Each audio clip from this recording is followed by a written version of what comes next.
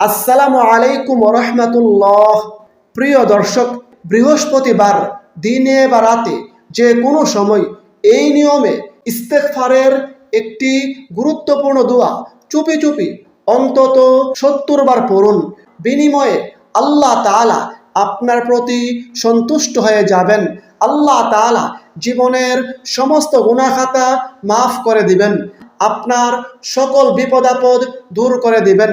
গায়েবীভাবে আল্লাহ তাআলা আপনাকে সাহায্য করবেন। দুশ্চিন্তা পেরেশানি আল্লাহ তাআলা দূর করে দিবেন। বৃষ্টির ফোঁটার মতো গায়েবী রিজিক আসতেই থাকবে ইনশাআল্লাহ। দর্শক, ভিডিওটি না টেনে সম্পূর্ণ দেখুন এবং উপকারী মনে হলে প্রিয়জনের কাছে শেয়ার করুন। আর আমাদের চ্যানেলের নতুন দর্শক হলে চ্যানেলটি সাবস্ক্রাইব করে পাশের বেল আইকনটি অল নোটিফিকেশন করে রাখুন। দর্শক, ইস্তেগফারের আমল সপ্তাহের যে কোনো দিন যে কোনো সময় করতে পারেন, তবে বৃহস্পতিবার গুরুত্বের সঙ্গে আমল করার চেষ্টা করুন।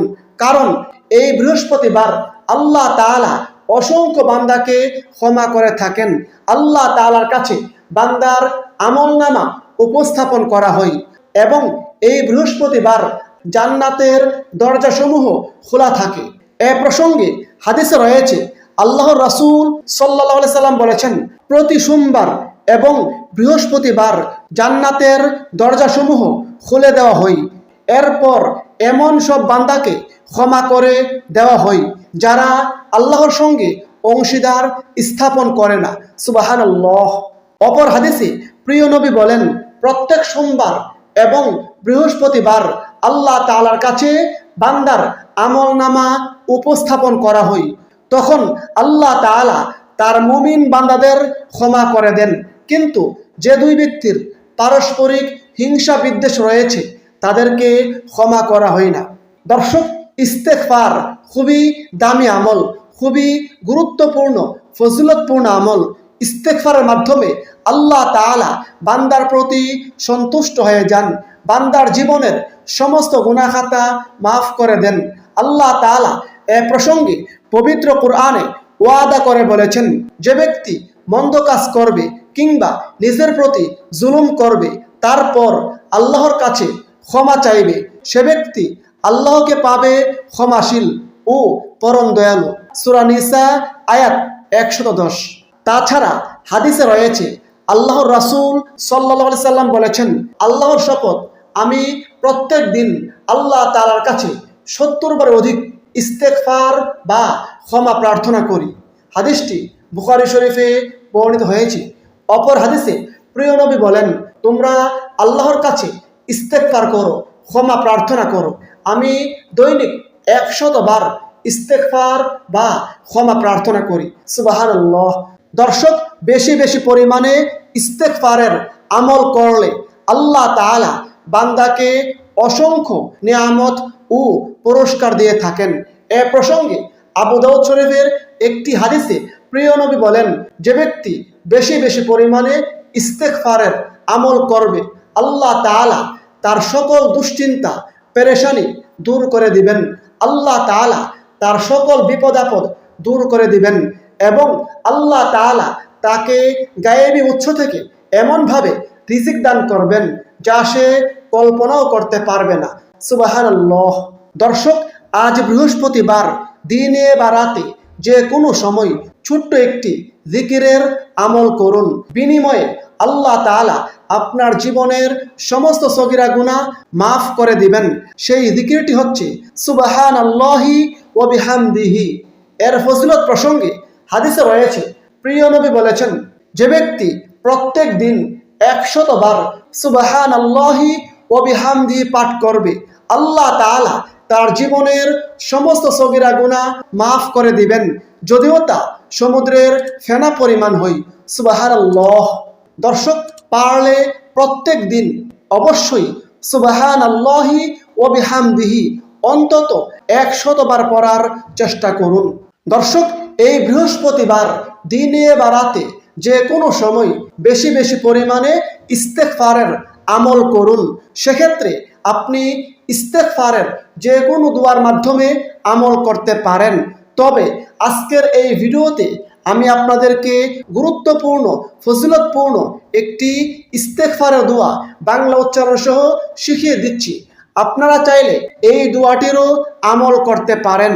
দোয়াটির ফজিলত প্রসঙ্গে হাদিসে বলা হয়েছে, যে ব্যক্তি এই দোয়ার মাধ্যমে আল্লাহ তাআলার কাছে ইস্তেগফার করবে, ক্ষমা প্রার্থনা করবে, আল্লাহ তাআলা তার সকল গুনাহ ক্ষমা করে দিবেন, যদিও সে ব্যক্তি যুদ্ধক্ষেত্র থেকে পলায়নকারীও হয়। সুবহানাল্লাহ।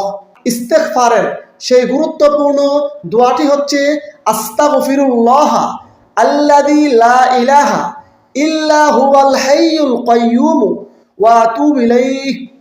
অর্থ, আমি আল্লাহর কাছে ক্ষমা চাই, তিনি ছাড়া প্রকৃতপক্ষে কোনো মাবুদ নেই, তিনি চিরঞ্জীব, চিরস্থায়ী, এবং তার কাছে তাওবা করি।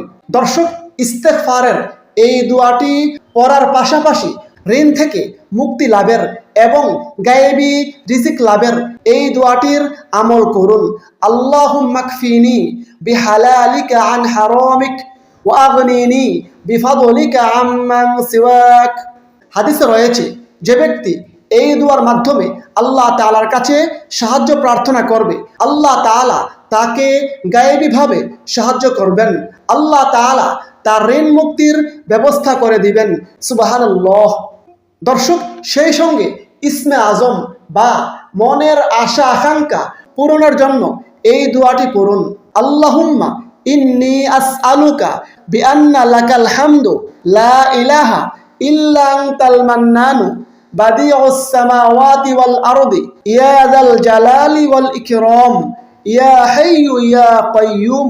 হাদিসে রয়েছে, যে ব্যক্তি এই দোয়ার মাধ্যমে আল্লাহ তাআলার কাছে প্রার্থনা করবে, আল্লাহ তাআলার কাছে কোনো কিছু সাহায্য কামনা করবে, আল্লাহ তাআলা তার দোয়া কবুল করবেন, আল্লাহ তাআলা তার সকল চাওয়া পাওয়া পূরণ করবেন, আল্লাহ তাআলা তার মনের সকল নেক আশা পূরণ করবেন। দর্শক, ইস্তেগফারের আমলটি কিভাবে করবেন আমি আবারও সংক্ষেপে বলে দিচ্ছি। এই বৃহস্পতিবার দিনে বা রাতে যে কোনো সময় এক জায়গায় বসে চুপি চুপি ইস্তেগফারের এই দোয়াটি অন্তত 70 বার পড়ুন। আস্তাগফিরুল্লাহ আল্লাযী লা ইলাহা ইল্লা হুয়াল হাইয়ুল কাইয়্যুম ওয়া আতুবু ইলাইহি। তারপর ঋণ থেকে মুক্তি লাভের এবং গায়েবী রিজিক লাভের এই দোয়াটি অন্তত 3 বার পড়ুন। আল্লাহুম্মা কফিনি বিহালালিকা আন হারামিক ওয়া আগনিনি বিফাদলিকা আম্মান সিওয়াক। তারপর ইসমে আজম বা মনের আশা আকাঙ্ক্ষা পূরণের জন্য এই দোয়াটি অন্তত 1 বার পড়ুন। আল্লাহুম্মা ইন্নী আসআলুকা বিআন্না লাকাল হামদু লা ইলাহা ইল্লা আনতাল মান্নানু বাদিউস সামাওয়াতি ওয়াল আরদি ইয়া যাল জালালি ওয়াল ইকরাম ইয়া হাইয়্যু ইয়া কাইয়্যুম। তারপর অন্তত 3 বার যে কোনো দুরূদ শরীফ পড়ুন। সর্বশেষে 2 হাত তুলে বিনয়ের সঙ্গে আল্লাহ তাআলার কাছে নিজের জীবনের সমস্ত গুনাহের কথা স্বীকার করে ক্ষমা প্রার্থনা করুন। আল্লাহ তাআলা সমস্ত গুনাহ খাতা মাফ করে দিবেন। আল্লাহ তাআলার কাছে সকল প্রয়োজন তুলে ধরুন, আল্লাহ তাআলা আপনার সকল প্রয়োজন পূরণ করে দিবেন। আল্লাহ তাআলার কাছে ঋণ থেকে মুক্তি লাভের প্রার্থনা করুন। আল্লাহ তাআলা গায়েবীভাবে আপনার ঋণ মুক্তির ব্যবস্থা করে দিবেন ইনশাআল্লাহ। মহান আল্লাহ তাআলা আমাদের সকলকে আমলগুলো করার তৌফিক দান করুন। আমিন। আসসালামু আলাইকুম ওয়া রাহমাতুল্লাহ।